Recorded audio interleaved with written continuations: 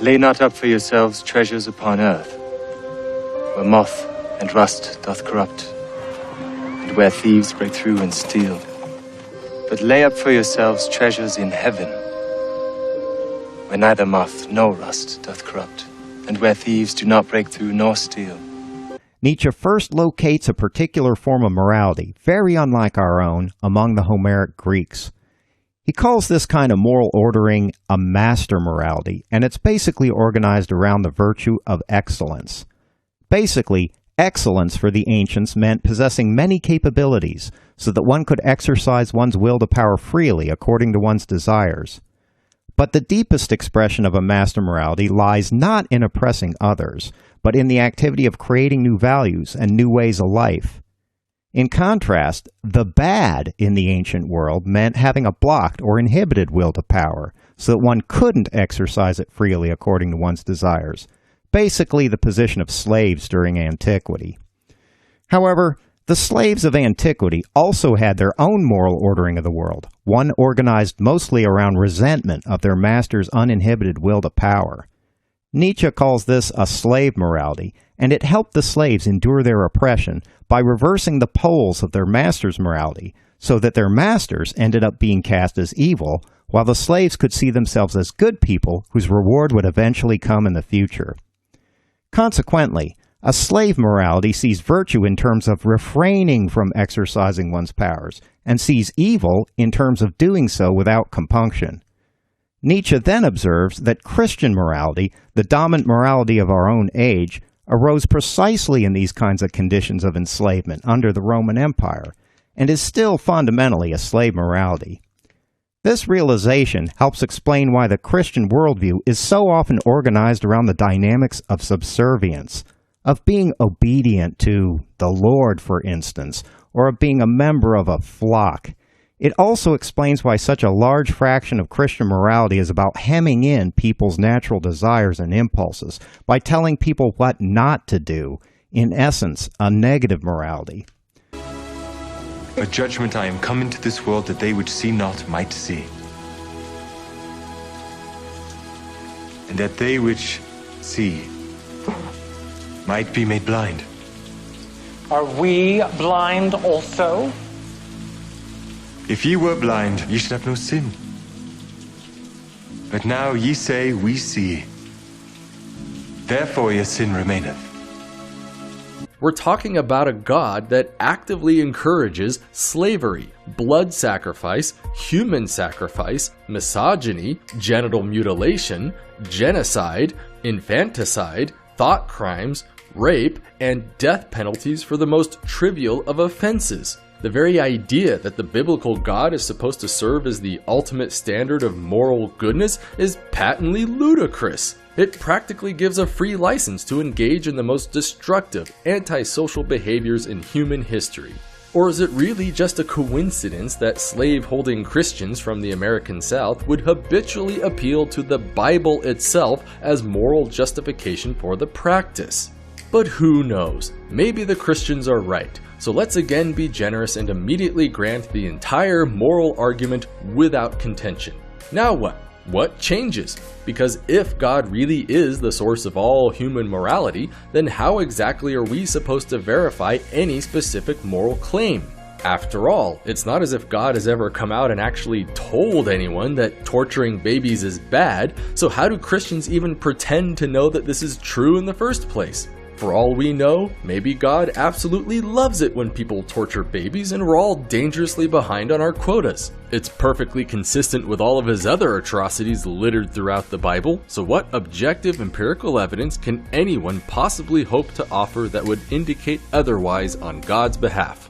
Or heck, even if God really did come out and issue us direct verbal commands, so what?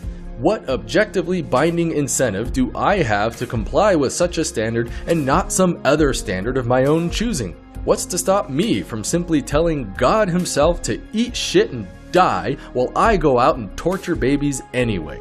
Because even if the biblical God indeed turned out to be real, the only physical effect he could possibly have on any of my choices is to artificially skew their costs and payoffs after the fact. What other purpose do heaven and hell possibly serve except as a glorified carrot and stick?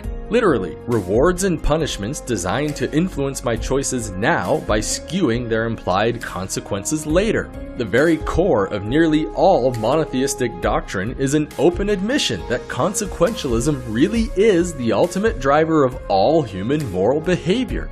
And not just pro-social altruistic consequences, but brutal, unfettered self-interest. Interestingly enough, that's exactly the same assumption used by behavioral scientists when formulating a naturalistic theory of moral behavior in biological organisms, because it's a demonstrable fact that self-interest, when coupled with social interdependence, can and does give rise to virtually every form of apparently nice behavior observed in nature. Life is not always a zero-sum game where individual success can only be achieved at the expense of another. Rather, cooperation among organisms very often has a tangibly positive impact on all parties involved, thereby increasing individual well-being and eventual reproductive success. Virtue really can be its own reward. This is not just some passing philosophical assertion either, but a rich scientific field complete with its own empirical data and quantifiable mathematical framework. Biologists, anthropologists, and economists all independently figured this stuff out decades ago and have long since converged on a perfectly viable, pragmatic theory of biological cooperation. Morality is not some magical essence of human decision-making, but simply an emergent property of interdependent social dynamics. So to try and explain human morality through the god of the Bible is exactly like trying to invoke Thor, the god of thunder, to explain the weather. It's a god of the gaps argument that doesn't even have any gaps. It's ironic that Christians have such a hard time with this kind of natural morality when you realize that the vast majority of American Christians are also gung-ho, laissez-faire capitalists. An economic system, mind you, grounded in the principal assumption that all human beings are fundamentally self-interested. The very essence of a free market economy is the fact that self-interested individuals have perfectly rational incentives to cooperate and specialize for the betterment of the entire social structure. It's a spectacular feat of doublethink where Christians simultaneously embrace and reject the exact same principle for no other reason than religious context. Simon, son of Jonas, lovest thou me? Yea, Lord. Thou knowest that I love thee. Feed my sheep. Mediocrity is celebrated, applauded, and encouraged, while the celebration of excellence is frowned upon. But where does this desire for mediocrity come from? For Friedrich Nietzsche, the answer is simple: Christian morality. The Christian ethos and its call for piety, obedience, reciprocity, compassion, moderation, and equality, the Christian metaphor of a shepherd and his flock, all are symptoms of a weak form of morality. Through the valorization of a single code, a universal morality that dictates what is good and evil, Christian morality keeps people in line. It renders people an undifferentiated mass that smothers the individual's will to power. It gives people a convenient excuse to be ordinary. Most of the time, people resist the urge to stand apart. They're afraid to be different, to be alone, and are more likely to assimilate. But Nietzsche thinks people should aspire to be exceptional. Do men gather grapes of thorns, or figs of thistles? A good tree cannot bring forth evil fruit, neither can a corrupt tree bring forth good fruit. Every tree that bringeth not forth good fruit is hewn down and cast into the fire, wherefore, by their fruits you shall know them. It's routinely assumed that a large part of what it means to be a good person is that one acts well. One doesn't only have good ends, one is committed to good means. So, if one wants a more serious world, one needs to win people over through serious argument, not clickbait. If one wants a fairer world, one has to judiciously and gently try to persuade the agents of injustice to surrender willingly, not through intimidation. And if one wants people to be kind, one must show kindness to one's enemies, not ruthlessness. It sounds splendid, but Machiavelli couldn't overlook an incontrovertible problem. It doesn't work. As he looked back over the history of Florence and the Italian states more generally, he observed that nice princes, statesmen, and merchants always come unstuck. That's why he wrote the book for which we know him today, The Prince, a short, dazzling manual of advice for well-disposed princes on how not to finish last. And the answer, in short, was to be as nice as one wished, but never to be overly devoted to acting nicely, and indeed to know how to borrow, when need be, every single trick employed by the most cynical, dastardly, unscrupulous, and nastiest people who have ever lived. Machiavelli knew where our counterproductive obsession with acting nicely originated. The West was brought up on the Christian story of Jesus of Nazareth, the very nice man from Galilee who always treated people well and wound up as the King of Kings and the ruler of eternity. But Machiavelli pointed out one inconvenient detail to this sentimental tale of the triumph of goodness through meekness. From a practical perspective, Jesus' life was an outright disaster. This gentle soul was trampled upon and humiliated, disregarded and mocked. Judged in his lifetime and outside of any divine assistance, he was one of history's greatest losers. The clue to being effective lies in overcoming all vestiges of this story. The Prince was not, as is often thought, a guide to being a tyrant. It's a guide about what nice people should learn from tyrants. It's a book about how to be effective, not just good. It's a book haunted by examples of the impotence of the pure. The admirable prince, and today we might add CEO, political activist or thinker, should learn every lesson from the slickest, most devious operators around.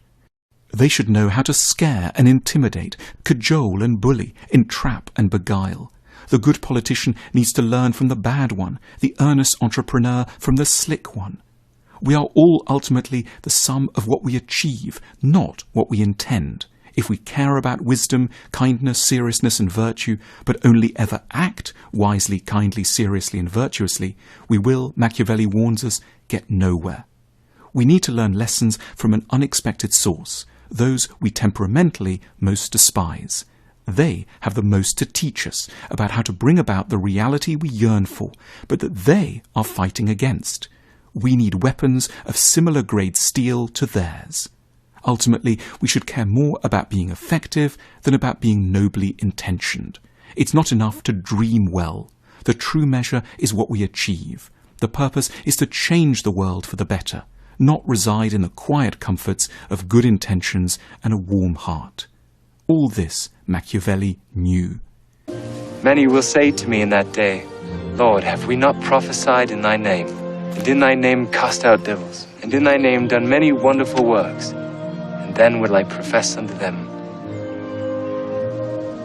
I never knew you.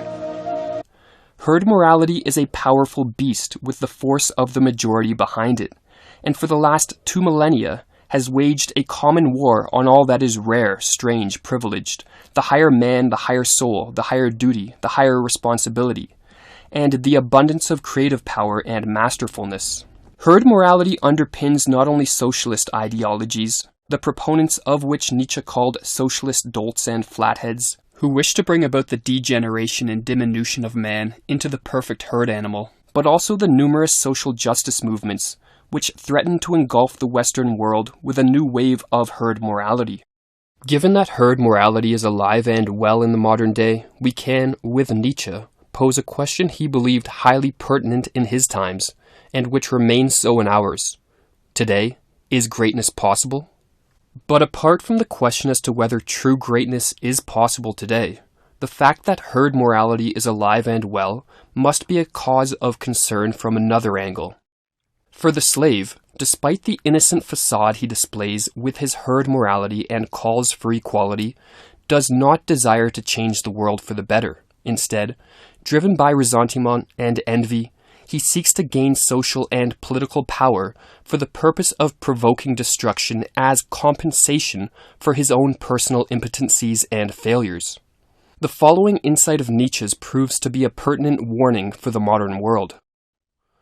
When some men fail to accomplish what they desire to do, they exclaim angrily, "May the whole world perish." This repulsive emotion is the pinnacle of envy, whose implication is, if I cannot have something, no one can have anything. No one is to be anything.